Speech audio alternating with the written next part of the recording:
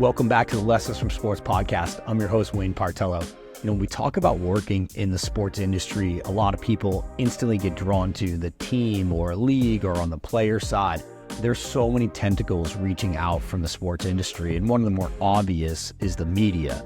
In this conversation that I had with Evan Drellich from The Athletic, we really dive into his career journey, which is incredible, covering teams like the Boston Red Sox or the Houston Astros, and the sort of key pinnacle moment of his career to this point, which was breaking the story about the Houston Astros cheating scandal, to what happened after that moment.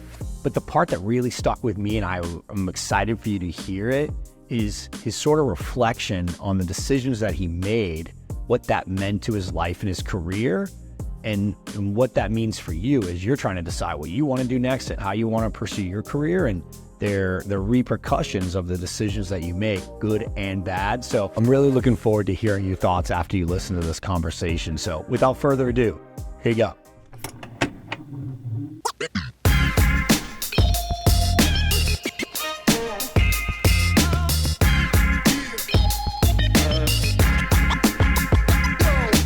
All right, so I'm excited for this conversation because I've actually been following this guy for a long time, and I know it's crazy. And it's Drellich, not Drellich, and my man Evan Drellich from The Athletic. But I was following you way back when you were in Boston, and I think I got there. I think you got there after I left, but I still keeping up with all my people there. But why don't you introduce yourself, because you'll do a way better job than I could do of telling everybody who you are and kind of how you got to where you are today, which is pretty cool. Yeah, I'm Evan Drellich, and I used to scream and yell on the radio, and that's why Wayne Partello paid attention to me. That's a past life of mine. I don't do that anymore. Although I guess we could recreate. You were so good at it, though. Thank you. That's really kind. I'm glad to know I had one fan somewhere. I'm now a senior writer at The Athletic. I do business of baseball, which it really has just meant a lot of the off the field stuff, commissioner's office, players union, scandals, all the fun stuff. There's a radio host, a former major league player named Ryan Spielborgs, who does MLB Network radio, and he calls me the bearer of bad news every time he has me on his show. So I've just walked into the part of sports that isn't fun. But I've had a TV career. I've had a TV job. I've had a radio job. I've had a newspaper job. I've had website jobs. I've seen a lot in my 15 years at this point. Yeah, it's funny when back in the day, becoming a writer was becoming a writer, and now you're a media member, right? Like, you're doing every facet of media. And do you miss the other facets of the media that you were so heavily involved in before? I liked the radio for a couple reasons. One is that it was longer form than TV. TV I found very unsatisfying. I mean, if there's somebody wants to hire me for TV, I'm not going to say no. But radio is much more enjoyable because you have more room to riff. I'm more of a nuanced guy. It's funny. My claim to fame is Ken Rosenthal and I break the Astros story, the cheating scandal. Probably still more people would recognize me. I could be wrong about this. But the reach of WEEI when I was in Boston, I think is really kind of hard to fathom. There was a New Year's where I was in Burlington, Vermont with a bunch of friends at 2 a.m. and ran into this really drunk guy on the street. And oh my God, it's Evan Drellich. And it's just like, what? Why do you? And maybe he recognized me from the TV job. But the short answer is, I liked the radio. I liked the engagement with the listeners. I liked the room to riff. Don't really miss TV, but I've always been a writer and reporter. That's kind of always what I've done, and I guess I like it enough because I keep doing it. Yeah, and then you shifted from covering a team to now on the business side. Is it as exciting, different fulfillment? Is it you enjoying it more, equal, less?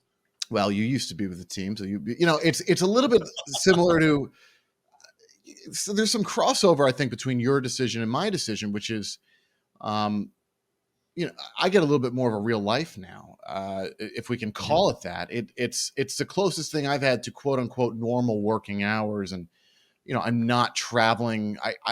When I was covering the Red Sox in 2013, I believe I know I went to every single road series. I might have skipped like one game. It's a lot of travel. It's a lot of time, and it was, I was young, and I enjoy going to all those cities. I'm not complaining. It's just, I'm in a different rhythm now. So, um, I also intellectually just am drawn to these other issues in the sport. It's not that I don't find it interesting when people keep writing about slider grips and the latest thing going on the field, but I find the levers of power in these lawyers and these kind of big decisions that are being made about the structure of the game and the sport to be really compelling and interesting. So, um, I kind of gravitated toward this stuff naturally. It makes sense from work life balance, and it also makes sense from, well, what do I actually care about at this stage of my life?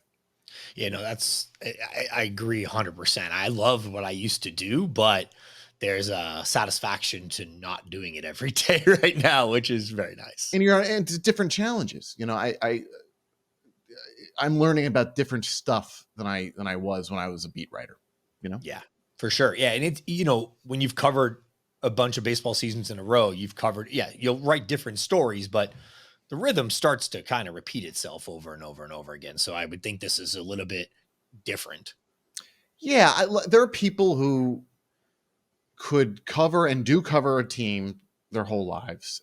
Sure. It's just not how I'm programmed. Yeah.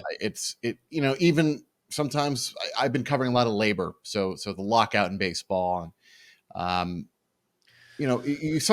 I'm somebody who kind of needs new challenges every few years, topically, and there's new interesting stuff going on right now with the regional sports networks and the Diamond Sports Group bankruptcy, and so that's a new thing to learn about. So I'm in a space where there's kind of constantly new stuff that I can get involved with.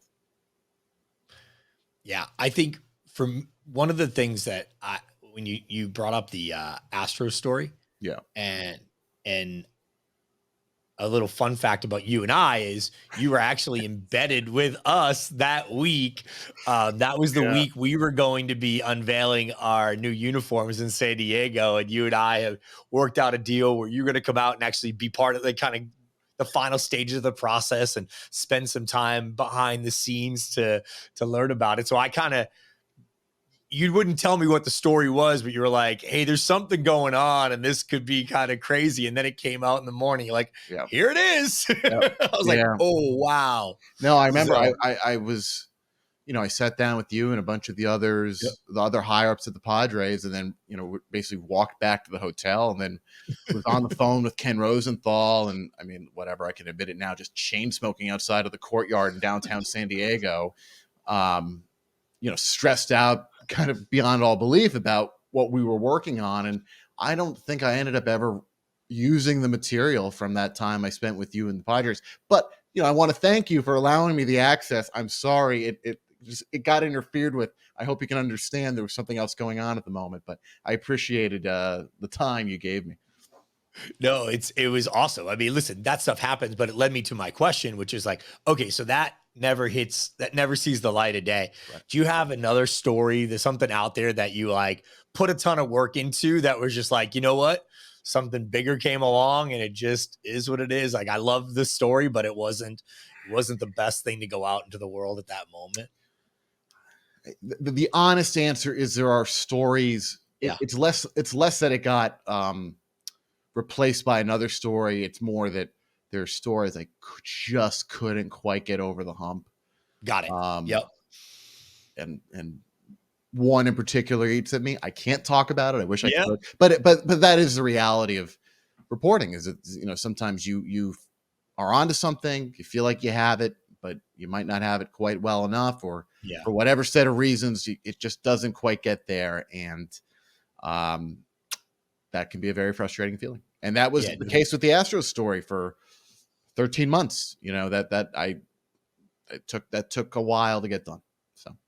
So yeah, because on the marketing, on the business side, there were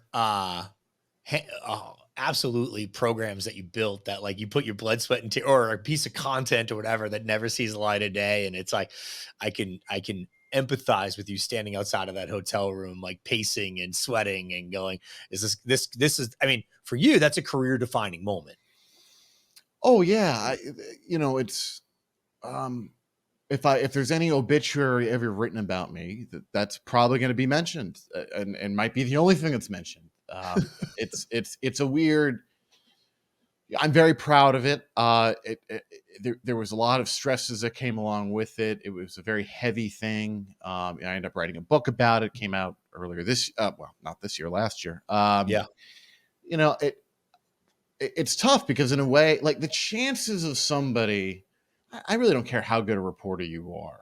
The likelihood of breaking a story that kind of has as much impact in a sport as that one, where you literally catch a World Series winning team having cheated. The chances of me doing something bigger in my career, I think I'm talented. They're pretty small. It's just like, let's just be real here. You know, you hit 70 home runs in one season. That's kind of hard to do again. And it's an interesting thing to kind of wrestle with, because I'm still relatively young, and it's, you know, all right, well, you're not going to top the thing, probably. You never know, but you know, so then what motivates you and what drives you has been an interesting conversation I've had to have with myself. You know, it's a weird thing to have kind of gone through. Yeah, I will tell you, I think there's still another home run chasing your Yeah, future. I I appreciate will that. tell you this, because like when I went through when I got to be part of the team that did the Dolphins uniform, I was like, it's an NFL uniform. This is the great. You can't top that. But I was a member of a team to then go to San Diego and years later get to lead the team. Like I was like, oh Yeah, wow! Like there was this other thing, and I could never even have imagined it. And then one day it sort of arrives, and you're like, okay, we're gonna do something else that sort of defines the next chapter, and it's pretty wild. But it that leads me into, so the whole concept of this podcast is lessons from sports, and you've been around championship organizations. You've been around organizations that were kind of not so much. You've also been around the business of sports. Like the lessons that you see that kind of have helped you, that you've taken from watching others that you've applied. Is there something that kind of stands out to you? yeah. I hate to do it, but it really centers on cliches. And you know, when you're a young writer and reporter, there's a couple things that are relevant to what I'm going to explain here. One is that you're taught not to use cliches in your own writing, and ideally you avoid quoting them. You know, and I remember being young and out around players, and you hear this kind of the Bull Durham quotes, the trying to take it day by day, just trying to help the team, control what you can control, pitch at a time, um, whatever, right? Like every all that kind of long list of cliches that has always existed. And somewhere, I don't know, I want to say in the last 4 to 5 years, I don't really know where it was. I wish I remember the exact moment, but I've subsequently started telling people, um, you know, the ball players are right. Like these cliches that they spew at you, and you ignore them and you think they're not. It is really the best way to live. And I really focus on, um, control what you can control, and block out the noise. Those are things that I've had to, and you know, and kind of part of that is not everybody's going to love you. You cannot please everybody. And so these are cliched things, Sure. but it took me into probably around the age of 30 to kind of get a hold of, oh man, this is real. Like you really will drive yourself crazy if you don't apply this. And I think it can be hard for people, particularly when young. You know, you hear these different things, and you just you don't quite realize that you're in it, and oh, you can apply these to yourself. It's like you're watching everybody else, but you're not really looking inwardly. I don't know how else to explain that, but it took me a while to kind of just step back and evaluate myself, and um, that I was driving myself crazy with a lot of different things, and at some point you got to take control of that. And you know, you're climbing in the sports media world, the media world. You know, you can kind of lose yourself in this line of work, in a lot of lines of work. It's not just sports, not just media, but Yep. uh, it's there are points in time when you got to kind of step back and evaluate priorities, and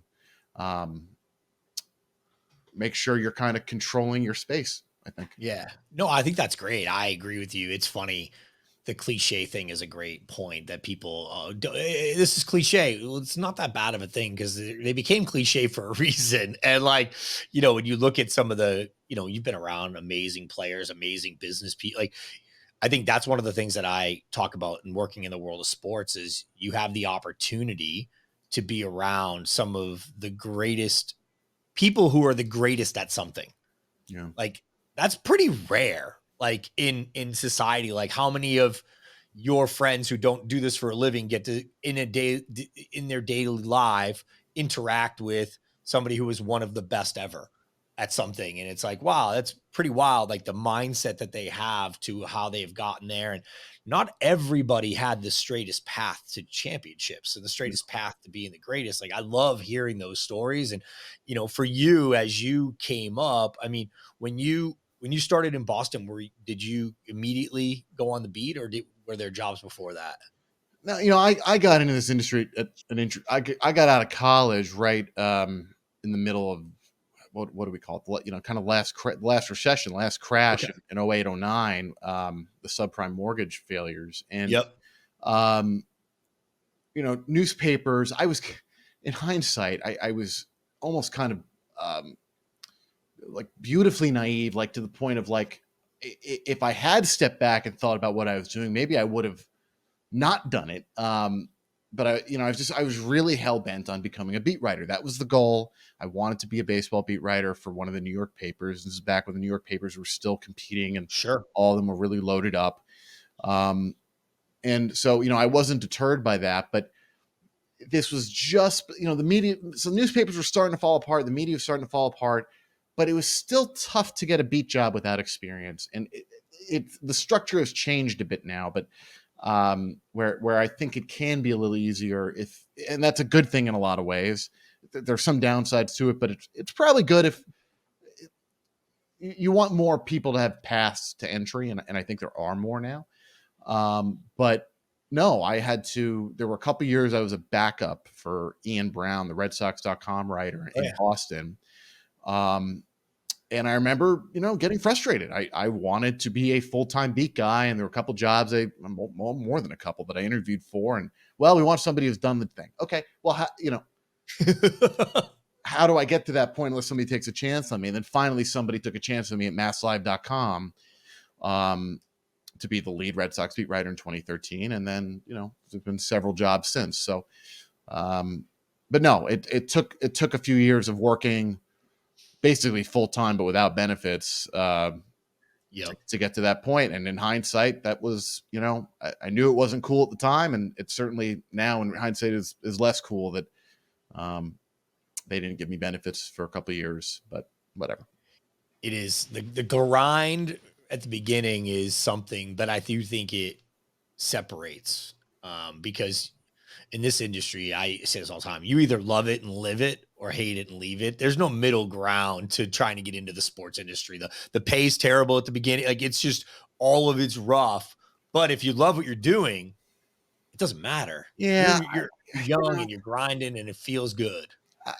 Right. I think it becomes problematic because then it's, well, people who can do it, are they coming from money or in this case, this was about health insurance. I was in a state, Massachusetts, where I was still of a young enough age that, Massachusetts is one of the early states with, what they call the health connector up there, where you could get health insurance. It was easier in Massachusetts than most places. So the lack of benefits, didn't hurt me at that point because I was young enough. But I don't like unpaid internships. I don't like the way a lot of people, because there's such a long line out the door. I don't like a lot of the dirt that people have to eat to succeed in this industry. I'm not saying it's going to change anytime soon. I think it's changed a bit, but I don't like it, and I do hope people are cognizant of it because it's problematic on a lot of levels.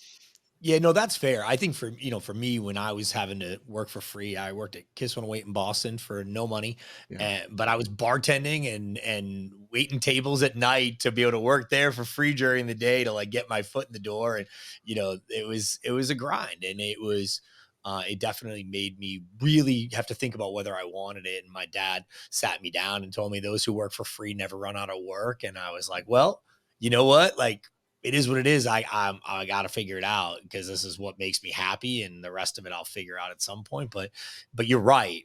There is a little bit of this when the industry is built on the backs. Like there's a whole workforce of not being paid. But you're seeing what happens to a lot of those industries right now because at least I came from the radio industry.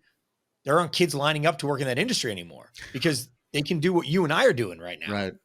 And get an audience all by themselves, and the audience determines whether you're successful or not somebody sitting in an office in a high rise in Boston. Which Yeah, it's been democratized. I mean, look on the writing side too. So I'm talking about with different paths to entry, right? It used to be to cover a team, you would have had to have, kind of climbed the ladder at a newspaper. And now you can have established yourself in different ways and created different opportunities. And that I think is ultimately a good thing. There's some training and there's some polish that there's some fundamental things that sometimes aren't always there when you're kind of coming from those outside lanes, but you also have different perspectives in those outside lanes that you do from the inside lane. So, there are different ways to slice it, basically. All right, we're going to transition into one of my favorite parts of the show, which is rapid fire. This is the hot seat. So what we do is rapid fire questions, but you and I have both been around folks who have been on the hot seat. You can feel it. It's coming at you rapid fire. People like you are asking a lot of questions. And so that's what we're going to do right here. So my first rapid fire question, favorite MLB ballpark? First one that came to mind is Seattle, but a little bit of that is city. It's like Seattle's typically my answer what I give with a favorite road city. Safeco's, whatever the hell we call it now, T-Mobile Park. Nice park.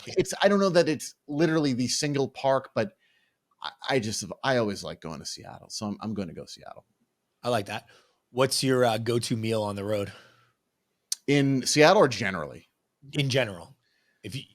First one that comes to mind is sushi. It's not, baseball writers, typically you're not getting a massive per diem or massive meal allowance, but you find a good sushi lunch special, you can stretch that. You can make that work. So sushi's usually the thing I'm looking for.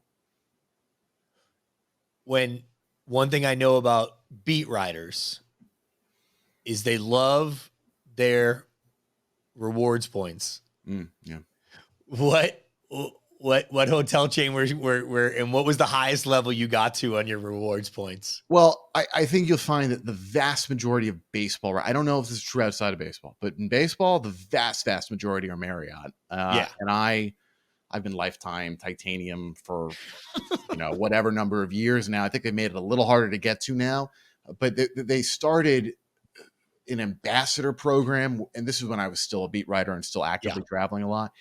And so I think I was a part of the inaugural class of that, where there was, some special phone line you could call and allegedly a kind of a concierge, and they gave these cool metal luggage tag. I don't know. It didn't do that much for me, but it was kind of one step above. And you have to spend some low 5-figure amount to be a part of it annually. And I don't travel nearly as much anymore, but I made it to that for at least a year or two. Yeah, when I used to be around beat writers, I would hear you guys all talking about it, even in the press box as a team employee. That was like a big topic of conversation. And I always sort of laughed about it.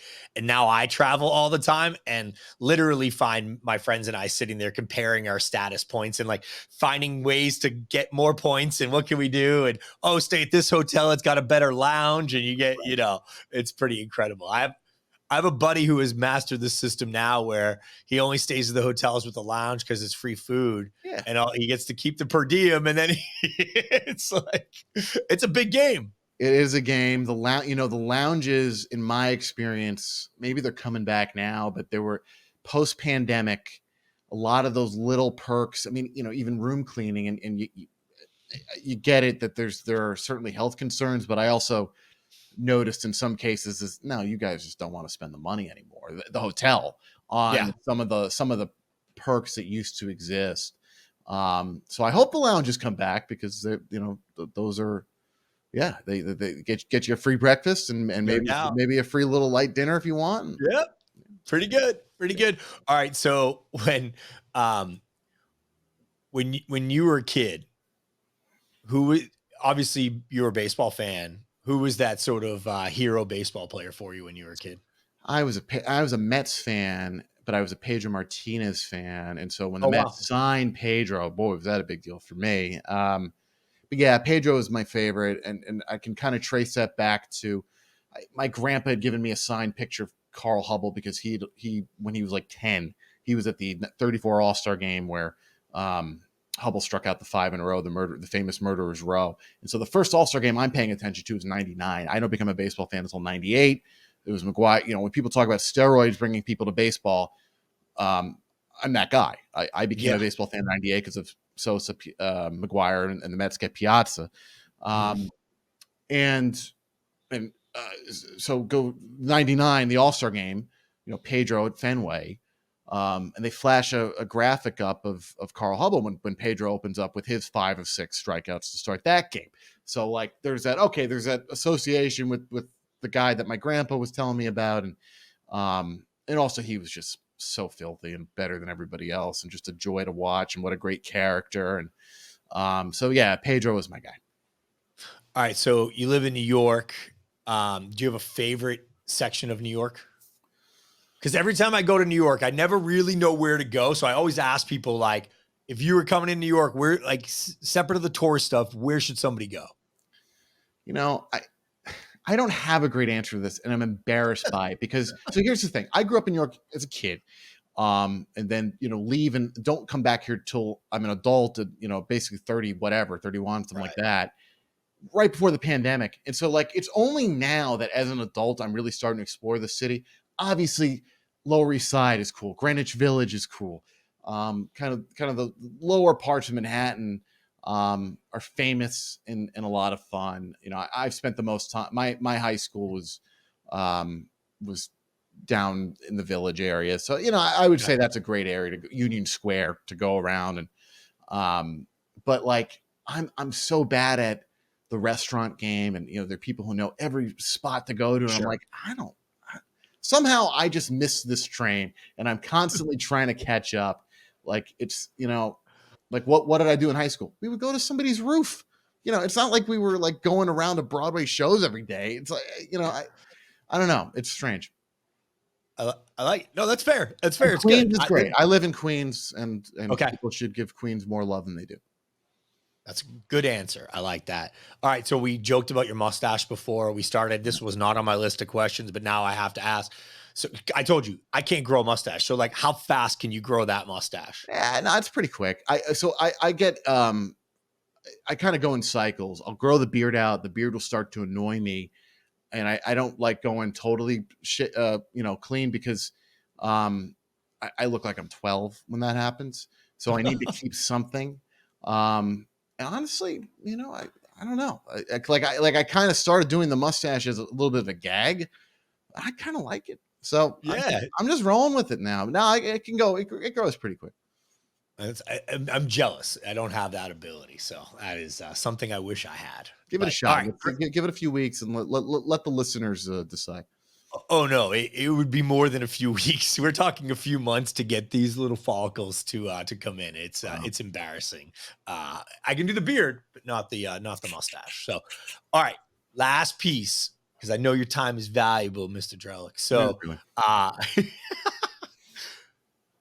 part of this is giving back and providing value to people. What advice would you give somebody starting who dreams of doing what you do, or what you did, or what you do now, to get started in this business? What advice would you give somebody? My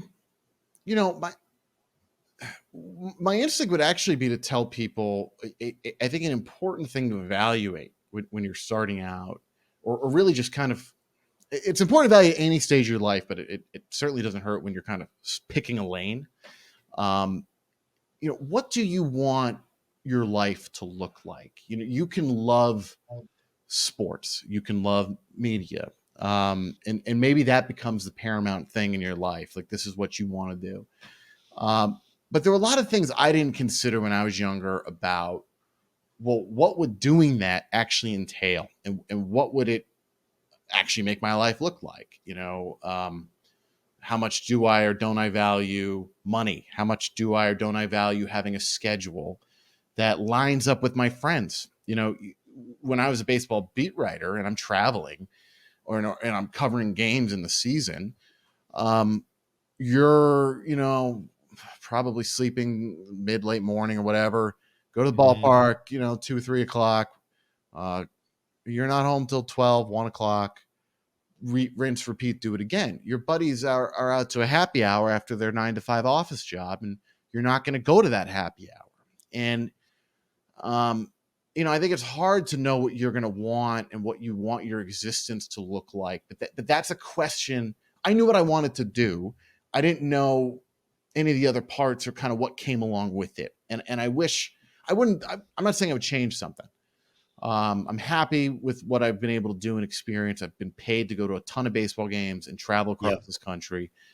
It's a really cool thing. People love it at weddings. Well, what do you do? Baseball writer. Yeah, no, yeah, sure. No, yeah, I've met the players. Yeah, I talked to them.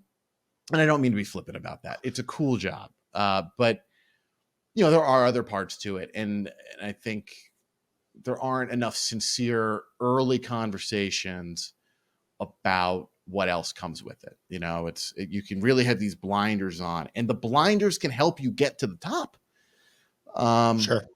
But, you know, I think that's just an important conversation people don't have enough. And if the question is, how do you succeed? Maybe that's more what you're getting at. You know, I moved, I made a lot of sacrifices, and I think most people who succeed would say they made a lot of sacrifices. I moved from Binghamton, New York, my college town, to Los Angeles, to Boston, to Houston, to Boston, to New York, you know, and gave up friend circles in each place. And, you know, I some regrets about some of that, frankly, you know, kind of, but it was all in pursuit of the job. And for better or worse, it often takes kind of this all out commitment to it. But I just, all out's the wrong word, because I don't want people to kind of, keep an eye on what's important to you. You know, the moving helped my career a lot, but it came with a cost too. And I'm cognizant of the cost it came with. Yeah, that is a great point. I mean, there is a price to get there. I mean, I tell everybody it's easy to talk about wanting it. Putting your foot on the plane is one of the hardest things you'll ever do. Leaving behind, whether it's that friend circle in New York, or I did it in Boston, and I do it again in Miami, and you're going, oh wow, like you're stepping away and you're starting all over again. And you know, but when you do it, it kind of gives you the strength of like, well, if I could do that, I could take on a lot of other stuff. The funny thing is, I don't think I realized I was quite what I was doing. I was so kind of single-minded. Like, I remember when I left Houston to go back to Boston, you know, there was no conversation. I had a girlfriend there at the time. Okay. It probably wouldn't have worked out anyway. But you know, she didn't like mustaches. She didn't like mustaches. But you know, I think back to that, and it's like, I didn't even have a conversation with myself about, well, I could stay for the benefit of my personal. I had a good group of friends there too. You know, and it was just like, no, like, the career, this is my next career step. I'm going to do that. And it wasn't even like really much of a debate in my head. And I think about even the move to Houston in the first place from Boston. And it's like, yeah, I just picked up and left. And now at this age and stage, I'm like, yeah, that was a pretty bold thing to do. There are people who wouldn't do that.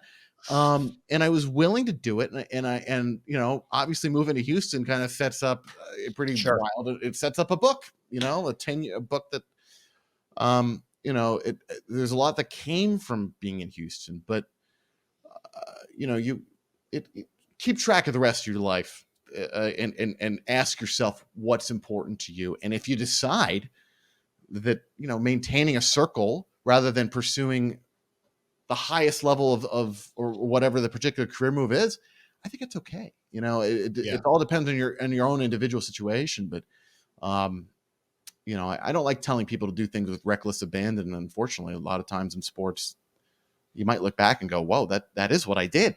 You know. I love it. Okay, my last question, because we go into some I like to leave on a high note. I like to leave on super positive note. What's the You best want me to part be about positive? your job? Okay, what's the best part? What's the best part of your job, Evan Drellich? I actually have a good answer for this because I mean it. I am constantly learning things, particularly in this role. I think it was true in all roles, but you think about what I'm doing as a reporter.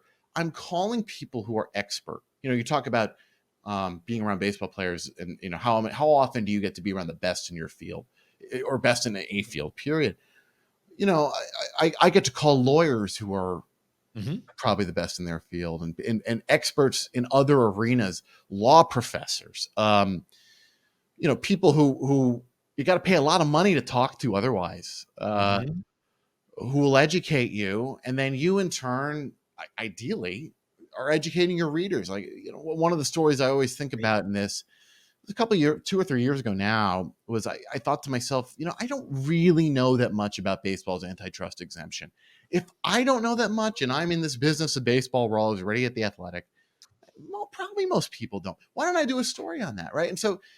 And I did it, and I always think back to that one. It's like, I have this opportunity to kind of get paid to keep learning and jump around to these different topics. I've learned through covering the regional sports networks debacle that's going on. I know more about how the cable industry works than I ever. There are things that I've learned about, and conversations I've had. Labor. I wasn't thinking about labor, at least not in the specific kind of disciplinary sense, as a kid, or even as a young reporter. I don't think, but baseball has brought me to these topics that are really fascinating, and that's the fun of my job. And the other thing I'll say is, there are some really wild characters and personalities I get to deal with. Rob Manfred is an intense guy. I've gone to a lot of his press conferences. There are other characters in this. Tony Clark. There are just some really intense characters who are very passionate in this sport, and I always get a kick out if I get off the phone with somebody. I'm like, wow, that guy was nuts, but this is fun. I mean, it's just the absurdity of some people that you deal with. I think you can see it. It really does kind of, big, strong personalities can be really interesting and compelling to deal with. So engaging with people and the subject matter is still fun for me. Not all of it, but Sure. There is a real joy to it. If you got to know where you get your joy. Yeah, I love that. I think that it takes a little bit of maturity as you grow in your career to actually take a step back and realize those opportunities to have those interactions. I did it happened to me about the same age you're at right now, where I was in a room with owner. I worked for an owner, and you're in a room and you're like, this guy's a billionaire and he's done all these amazing things. And I'm one of 3 people in the room, and I have to present to this guy right now. And like, it's pretty cool. People would pay a lot of money just to interact with this guy. And it's my job to interact with him, and not only interact with him, but to help him succeed and do something different. I took that, and it was like an incredible honor and opportunity, and, didn't expect it to continue day after day. It was like, I have to keep earning my seat at the table. And it was pretty special. And everything you said is right. And the other, it kind of like, it's not a but along with that, particularly as a reporter, one of the things that I think has actually made me somewhat successful is a bit of irreverence. Where I look at these people who are massively successful, incredibly skilled, incredibly wealthy, that I deal with, and I respect and try to think about the routes they've taken, but I also have had to kind of, not bow. As a reporter, that's important. You've got to kind of look at people are people. Some might be a lot richer than you. Some might have positions that are a lot more powerful than you in certain ways. But I do operate with a general sense of treating people fairly is an important thing. And I think it can be very easy to kind of get lost in, oh my God, I'm dealing with this person. And I still get starstruck by a few people. Sure. But at the end of the day, people are people. And as a reporter, it's a valuable thing, you know? I had a sports executive say to me the other day, I had to sit my staff down, and it's a great lesson. And I'm right there with you. I think the same reason why I believe I was successful was for the exact same reason, was people are people. And you got to sit a staff member down and say, hey, stop apologizing for having to do your job. They need to come in. The player needs to come in and do the media availability, because that's their job. Your job is to get them there. You don't need to apologize to another person that you're doing your job, they're doing their job, and this is part of their job. They'll respect you. It's a respect. You have to do it with respect. You have to do all these things. Yeah. And I was like, what a great lesson that is that, you know, you do have to treat everybody with fairness. Your business is built on that, right? And I know I've had some uncomfortable conversations with reporters where I didn't feel it was fair, and they did. And, you know, you move on to the next day, and that's part of the battle, and that's what you do. And, you know, I always used to say to reporters when I first started working with them was like, you might not like me day one, you may not like me day 75, but I promise by the end of it, there'll be a respect that I won't lie to you. If I don't lie to you, then we can work together, and then we'll get there. And it usually did. So that's, I think, what's important. So just like I said at the start, not everybody's going to love you. And as a reporter, depending on the kind of reporting you're doing, and I think that's probably true in a lot of roles, not just reporting. No doubt. Well, I know you're busy. Thank you so much for the time. As I just said, you know, it's you gotta, you know, everything that taking the time to share your experience and the path that you've taken and some of the lessons that you've learned. I really appreciate it. I've always enjoyed. I remember reaching out to you when I heard you on the radio. I just thought you brought an honesty. It was all you. There was no there wasn't a character. You were truly passionate and excited. And I love the way you went about it. And I happened to meet you through a mutual friend and sort of stayed in touch, and really, really respect everything that you've gone on to do in your career. And you've always treated me well. So thanks for taking the time to be here. Same to you, Wayne. I'm glad you had me. I'm sorry I didn't find something to really yell about, but we can do that next time. You got it, man. Check out Evan Drellich on the at The Athletic, and you can follow him on Twitter and keep up with all the exciting things that he breaks in the world of the business of baseball. So thanks, Evan.